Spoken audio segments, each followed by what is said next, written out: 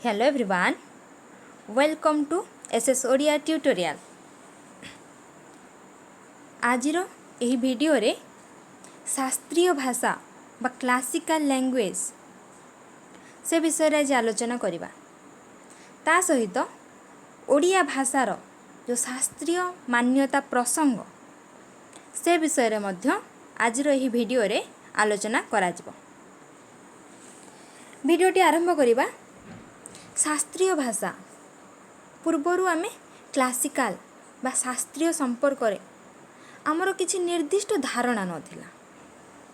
Classical कहिले सेतबेले कोनोसी उच्च रुचि संपन्न क्लासिकल कहिले आमे सेतबेले बुझुतिले कोनोसी उच्च रुचि संपन्न चिरायत बा ध्रुपदी कला अन्य भाबरे कहिले जाहाकू साहित्य को आमे क्लासिकल बोली नामित करा जाउथिला। जेउ साहित्य प्राचीन स्वतंत्र और अप्रभावित रही निजस्व परंपरा रे समृद्ध ताहा ही होतिला क्लासिकल भावे परिचित बा शास्त्रीय भाषा भावे परिचित। एही जो शास्त्रीय भाषा पृथ्वीर भाषा समूह भितरु प्राच्यर तीनोटी भाषा एवं पाश्चात्यर दुईटी भाषा को क्लासिकल मर्यादा पाइथिले। तीनोटी भाषा कौन कौन? प्राच्यर तीनोटी भाषा होची संस्कृत, चीन एवं आरबी। पाश्चात्यर दुईटी भाषा होची ग्रीक और लाटिन। ये पांचोटी भाषा क्लासिकल भाषार मर्यादा पाइथिले। ता परवर्ती समय रे 2004 मसीह रे प्रथमे तमिल भाषा को शास्त्रीयर मान्यता प्रदान करा गला।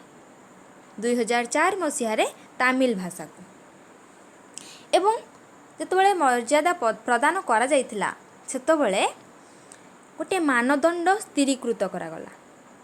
कौन मानदंड ना केउ भाषा शास्त्रीय भाषार मान्यता पाइबा पई योग्य सेथि पई एक मानदंड स्थिरीकृत करा गला।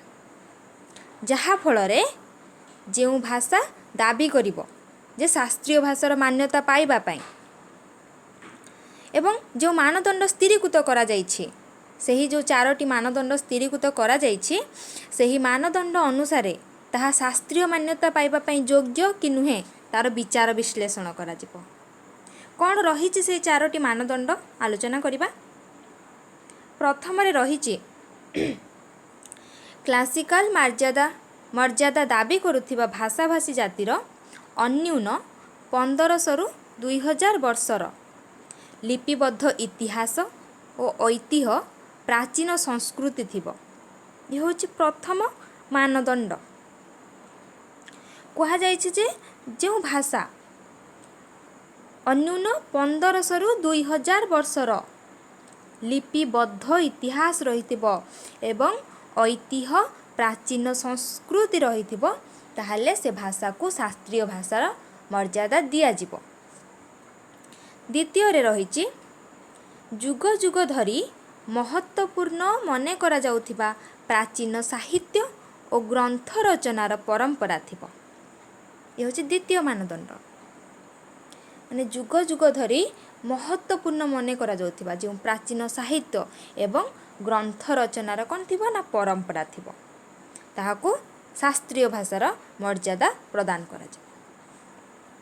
तृतीय रे रहिछि अन्य कौनसी भाषा द्वारा प्रभावित न होई बा ठार न करी मौलिक सृष्टि थिबो बा अन्य कौनसी भाषा द्वारा से कहि नथिबो प्रभावित न होइथिबो एवं सेही नितार निजर मौलिक सृष्टि थिबो ताहाले जाई ताहाकू शास्त्रीय भाषार मर्यादा प्रदान करा जिवो। चतुर्थ पॉइंट रहिछि आधुनिक भाषा ठारू संपूर्ण भावे स्वतंत्र और वैशिष्ट्यपूर्ण होइथिबारु सेही प्राचीन भाषा और तार उपजात आधुनिकता भाषार अविच्छिन्नता रही न पारे। यार अर्थ कौन ना आधुनिक भाषा ठारू संपूर्ण भावरे कौन हेतिबो स्वतंत्र और वैशिष्ट्यपूर्ण होइथिबारु कहिना हमर पूर्वरु जहा भाषा थिला आधुनिक रे कौन तार परिवर्तन होइछे किंतु ता भितर कौन अविच्छिन्नता रही न पारे, ता भितर पार्थक्य रही न पारे, ताहार कौन थिबो ना सामंजस्य रही थिबो। पुरातन भाषा और आधुनिक भाषा मध्य कौन रही थिबो ना सामंजस्य रही थिबो। ए चारोटी मानदंड जो रही ये जदि गोटे भाषार रहिबो ताहले ताहा शास्त्रीय भाषार मर्यादा प्राप्त हेबो।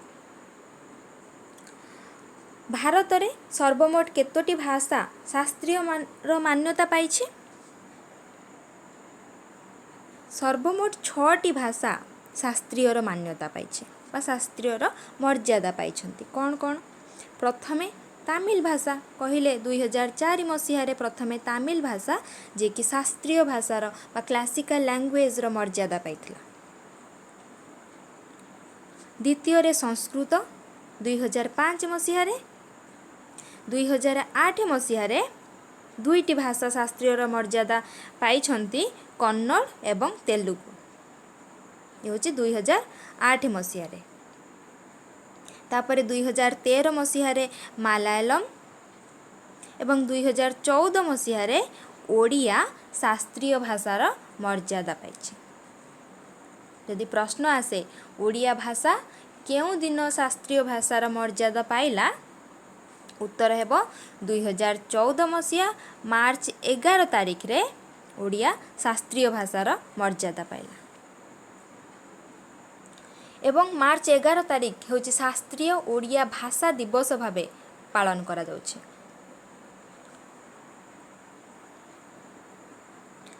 भाषा तत्वविद पद्मश्री देवी प्रसन्न पट्टनायक दिग्दर्शन रे शास्त्रीय मान्यता पाई नथी प्रस्तुत करा जाइथिला। ये मध्य वेरी इंपोर्टेंट क्वेश्चन। क्यों भाषा तत्वविद को दिग्दर्शन रे भाषा को शास्त्रीय मान्यता पाई नथी प्रस्तुत करा जाइथिला? यदि प्रश्न आसे ताहले पद्मश्री देवी प्रसन्न पट्टनायक दिग्दर्शन रे नथी प्रस्तुत करा जाइथिला जो शास्त्रीय मान्यता पाई। इट्स वेरी इंपोर्टेंट, हमको मन रखा पड़ो। तापर आमे जो लेखा जाइछि गोटे ओडिया भाषार शास्त्रीय मान्यता प्रसंग से विषय टिके आलोचना करिबा। कौन रही ओडिया भाषार शास्त्रीय मान्यता प्रसंग? आमे 4टी मानदंड देखिले।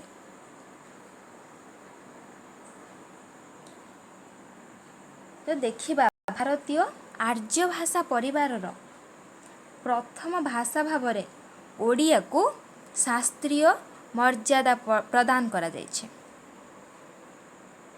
आउ क्यों भाषा को मर्यादा प्रदान करा जायनि? बंगला, आसामी, मैथिली, मागधी, भोजपुरी, नागपुरी काहाकू शास्त्रीय भाषार मर्यादा प्रदान करा जायनि। किंतु भारतीय आर्य भाषा परिवार प्रथम भाषा भावरे ओडिया को ही शास्त्रीय भाषार मर्यादा प्रदान करा जायछि।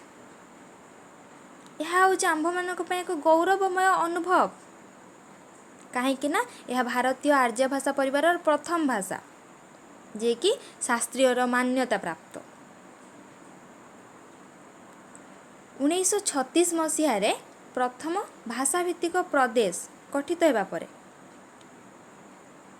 ओडिया मानकर जो जातीय जीवन रे भारतीय आर्य भाषा परिवार जो प्रथम भाषा जे कि शास्त्रीय पाई ओडिया, से आमे कौन करिबा?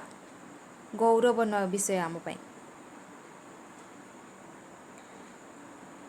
मादला पांजी रुद्र सुधानिधि शिलालिपि रे ओडिया भाषा होची आम प्राचीनतम रूप। ख्रीष्टपूर्व 3य-4th शताब्दी उड्र प्राकृत भाषा रे एवं अशोकंक धौली जौगड़ शिलालेख तथा जदि आम देखा खारबेलंक हाथी गुंफा शिलालेख रे ओडियार प्रत्नरूप हेउछि आम ओडिया भाषार प्रमाण।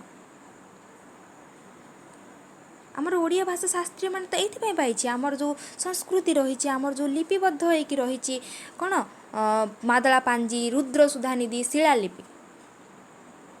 1915 मसीह उत्कल भाषार भूत और भविष्यत तार रचयिता होउचंती फकीर मोहन सेनापति।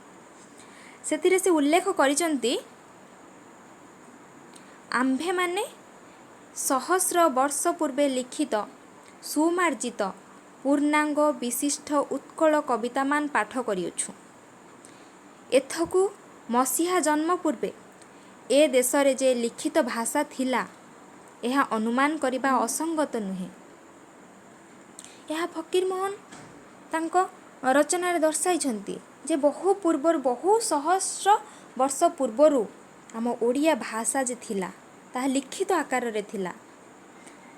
ଆମର ପ୍ରଥମ ମାନଦଣ୍ଡ ରହିଛି ଯେ 1500ରୁ 2000 ବର୍ଷର ଲିପିବଦ୍ଧ ଇତିହାସ ଓ ଐତିହ୍ୟ ପ୍ରାଚୀନ ସଂସ୍କୃତି ଥିବ। ତ ଏ ମାନଦଣ୍ଡଟି କ'ଣ ସଠିକ୍ ଅଛି ଆମ ଓଡ଼ିଆ ଭାଷା ଶାସ୍ତ୍ରୀୟ ମାନ୍ୟତା ପାଇବା ପାଇଁ। କେବଳ ଫକୀରମୋହନ ନୁହନ୍ତି, ଭାଷା ତତ୍ତ୍ୱର ବିଶିଷ୍ଟ ଗବେଷକ ଏବଂ ଆଲୋଚକମାନେ ମଧ୍ୟ ଏ ପ୍ରକାର ଅନୁମାନ କରିଛନ୍ତି। ଜନ୍ ବିମ୍ସ, ସାର୍ ଜର୍ଜ ଗ୍ରିୟର୍ସନ, ପଣ୍ଡିତ ନୀଳକଣ୍ଠ ଦାସ, ସତ୍ୟନାରାୟଣ ରାଜଗୁରୁ, ମାୟାଧର ମାନସିଂହ ଆଦି ବିଶିଷ୍ଟ ଗବେଷକଙ୍କ ଆଲୋଚନାରେ ଏହି ସୂଚନା ରହିଛି ଯେ ଆମ ଭାଷା କେତେ ପ୍ରାଚୀନତମ। ତ ପ୍ରଥମ ମାନଦଣ୍ଡଟି କ'ଣ ହେଇଛି? ଠିକ୍ ବୋଲି ମାନେ ଶାସ୍ତ୍ରୀୟ ମାନ୍ୟତା ପାଇବା ପାଇଁ ଯୋଗ୍ୟ ବୋଲି ବିବେଚିତ ହୋଇଛି। ଆମେ ଯଦି ଦେଖିବା କଳିଙ୍ଗ ଭୂମି ଓ ଉଡ୍ର ଭାଷାର ପ୍ରାଚୀନତା ସଂଗ୍ରହ କରିବା ପାଇଁ, ମାନେ କେତେ ପ୍ରାଚୀନ ଆମ ଭାଷା ତା ସଂଗ୍ରହ କରିବା ପାଇଁ ବୁଦ୍ଧାୟନଙ୍କ ଧର୍ମସୂତ୍ର, ଯାହା ରଚନା କାଳ ଖ୍ରୀଷ୍ଟପୂର୍ବ 6ଠ ଶତାବ୍ଦୀ, ପାଣିନିଙ୍କର ଅଷ୍ଟାଧ୍ୟାୟୀ ଖ୍ରୀଷ୍ଟପୂର୍ବ 4ଥ ଶତାବ୍ଦୀ, ଭରତଙ୍କ ନାଟ୍ୟଶାସ୍ତ୍ର ଖ୍ରୀଷ୍ଟପୂର୍ବ 4ଥ ଶତାବ୍ଦୀ, ମହାଭାରତ, ରାମାୟଣ, ସ୍କନ୍ଦ ପୁରାଣ, ବ୍ରହ୍ମାଣ୍ଡ ପୁରାଣ, ମାର୍କଣ୍ଡେୟ ପୁରାଣ, ମେଘାସ୍ତିନିସ୍କ ଇଣ୍ଡିକା, ହୁଏନ୍ସାଙ୍କ ବିବରଣୀ ଆଦିରୁ ତଥ୍ୟ ସଂଗ୍ରହ କରାଯାଇଛି, ଯାହାଫଳରେ କି ଆମ ଭାଷା କେତେ ପ୍ରାଚୀନତମ ତାହା ପ୍ରମାଣିତ କରିବା ପାଇଁ ଏସବୁ ଯୁକ୍ତିକୁ କ'ଣ କରାଯାଇଛି? ସବଳ କରାଯାଇଛି।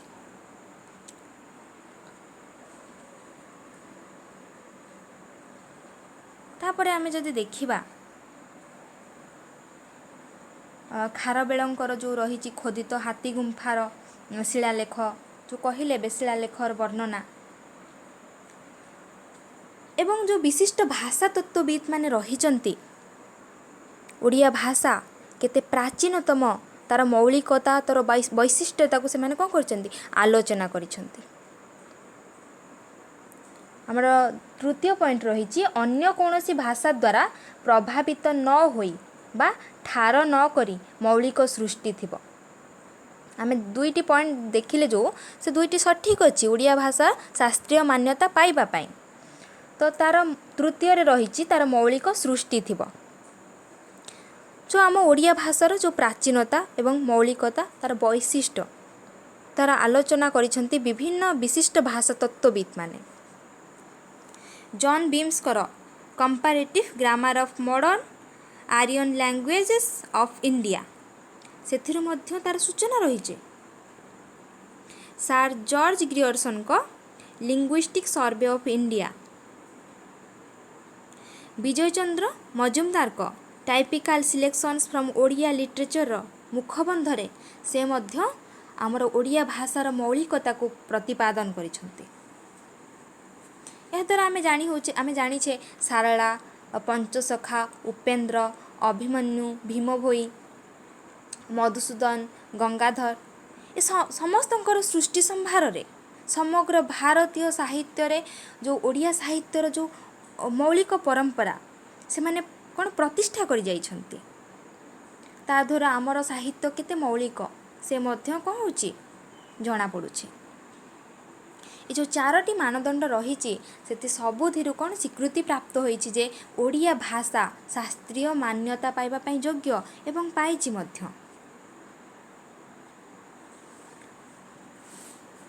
ବର୍ତ୍ତମାନ ଶାସ୍ତ୍ରୀୟ ମାନ୍ୟତା ପ୍ରାପ୍ତ ଓଡ଼ିଆ ଭାଷାର ଉତ୍ତରାଧିକାରୀ ଆମେ ହେଉଛୁ ତା'ର ଓଡ଼ିଆ ଭାଷାର ଉତ୍ତରାଧିକାରୀ ଏବଂ ଏହି ଉତ୍ତରାଧିକାରୀ ଭାବରେ ଏହାର ଗୌରବ ପ୍ରତିଷ୍ଠାରେ ଆମେ କ'ଣ କରିବା? ନିଜକୁ ନିୟୋଜିତ କରିବୁ। ତାହା ଆମର ଧ୍ୟେୟ ହେବା ଉଚିତ। ଆଜିର ଏତିକିରେ ଆମର ଭିଡ଼ିଓ ସମାପ୍ତ ହେଉଛି। ଭିଡ଼ିଓଟି ଭଲ ଲାଗିଲେ लाइक करंतु, फ्रेंड मानक सह शेयर करंतु, सब्सक्राइब करंतु जहाँ फल कि न्यू वीडियो नोटिफिकेशन पाई परिबे। Thank you.